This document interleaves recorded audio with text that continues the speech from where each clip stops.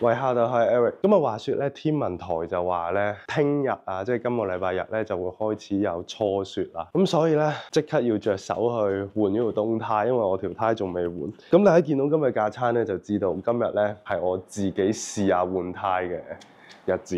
嗱，我唔知得唔得，但係我嘗試下先。其實好突發嘅，因為我前日都仲病緊，我而家把聲大家如果聽到咧，都唔係話好得，咁但係冇辦法啦，因為佢話聽日要落雪，咁就一定係今日換㗎啦。咁至於你話點解唔去揾車房換呢？嚇，俾啲錢，咁我覺得身為一個喺加拿大嘅男人，識整車係基本嘅事嚟。咁換胎呢咁小事，應該係要學㗎嘛，係咪先？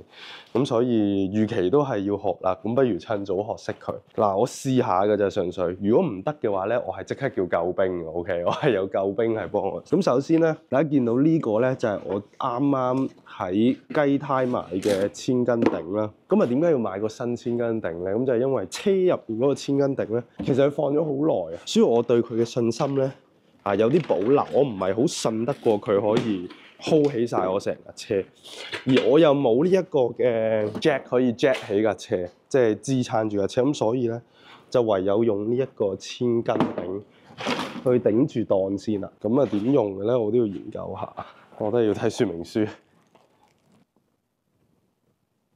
第一步已經卡咗啦，點用咧呢個嘢？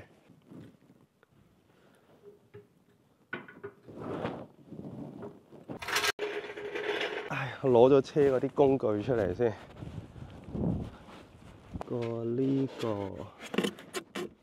呢個 LF 呢度有寫啊 ，LF 即係左前，即係我哋要換個轆。好啊，咁啊拎出嚟啦。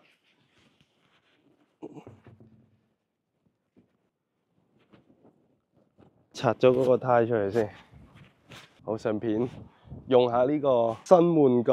哇，好緊張，我都唔知得唔得。我淨係上網睇過人哋做。首先咧，要揾到佢嗰個車嘅支撐點先。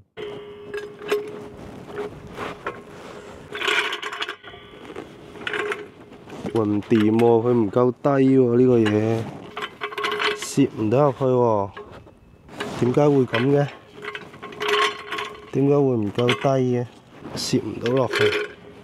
嗰邊攝唔攝到啊？唔通買錯咗？呢個係 for SUV 啊，可能。呢個係攝到喎，呢個係攝得入去喎。唔係都攝唔到啊，其實。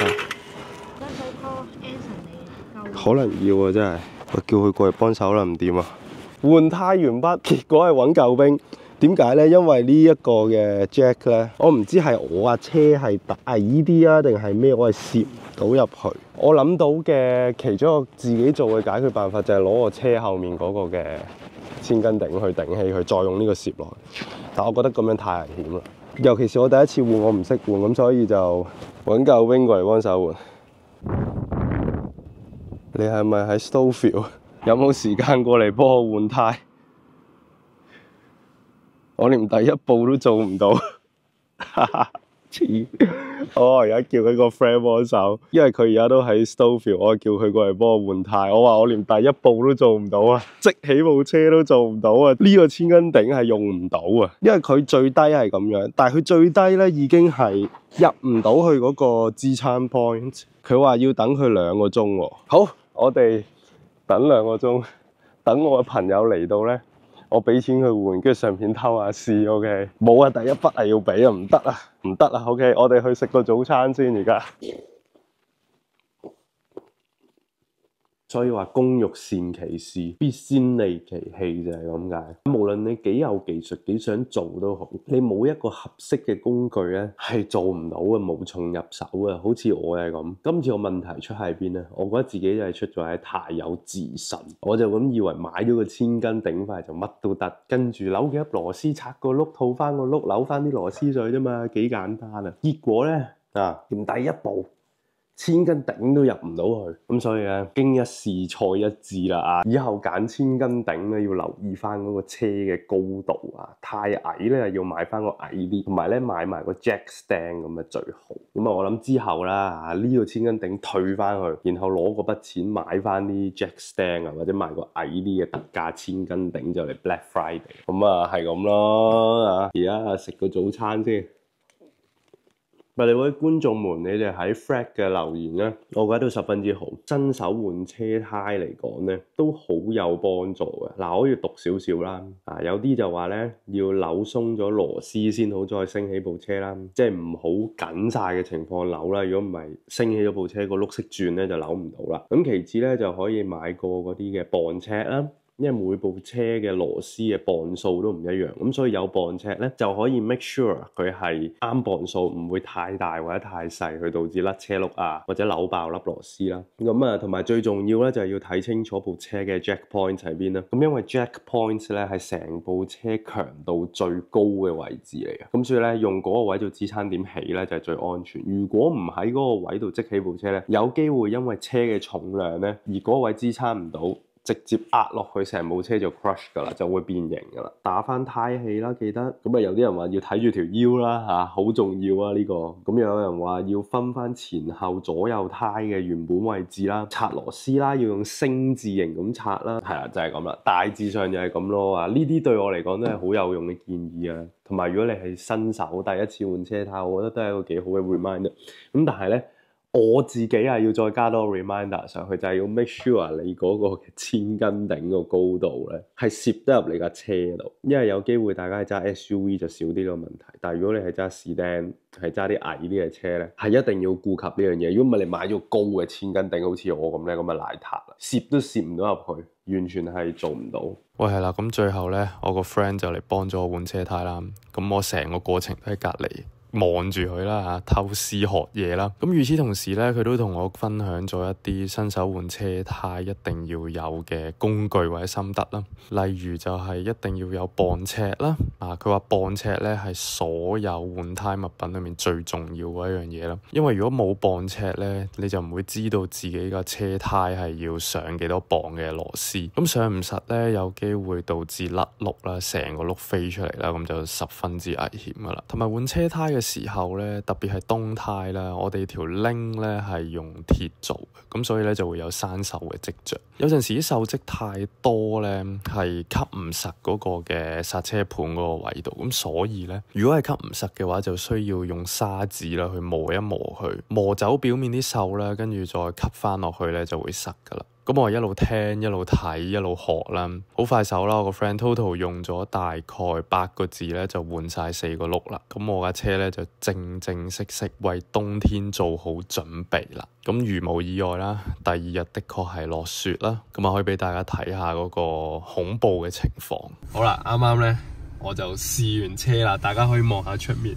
呢個係 Stouffville 今晚初雪嘅積雪，今日亦都係最多雪嘅一次駕駛狀況，揸落冇咩問題，轉向都冇咩問題，係剎車嗰度呢，的而且確係大家所講不能夠重 brake，因為當我重 brake 嗰陣呢，我係 feel 到嗰個剎車係咁喺度震，同埋我嗰個成架車都係咁喺度震，咁因為踩得太勁呢，就導致佢可能閃閃地胎咯。咁大致上係咁咯，我諗我揸多幾日再摸索下啦，但係 so far我諗應該冇乜問題嘅，最緊要慢同埋唔好急剎車，係啦。我諗我哋呢部嘅保利係可以捱得過成個冬天嘅，雖然佢只係一個前驅好矮嘅士釘，但我相信以佢嘅能力，喺今年嘅冬天咧應該係捱得過嘅。係啦，就係咁啦。咁所以少少換完雪胎啱啱落初雪之後嘅駕駛體驗啦。咁同埋今年嘅初雪真係十分之大啦，亦完全係我哋想象以外嘅情況啦。我哋掃